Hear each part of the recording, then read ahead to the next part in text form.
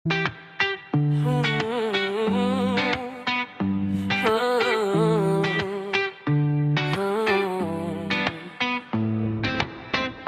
onudan ulduzu, zərin şəfəq sanırdım.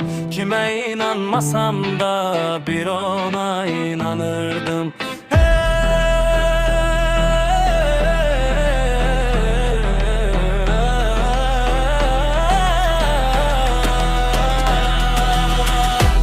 Qəbaətim böyükdür ay eller.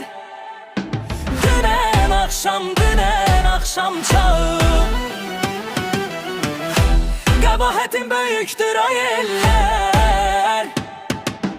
Dünən axşam çağım. Bilur kimi bir ürək, bir könül sındırmışam. Bilur kimi bir ürək, bir könül sındırmışam.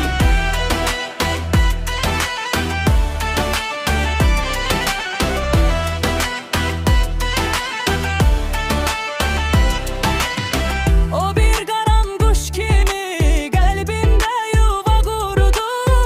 Acı dilim qurusun, dilim onu uçurdu.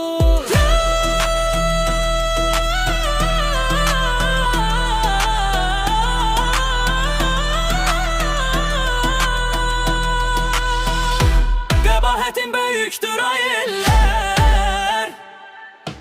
Dünən axşam çağı.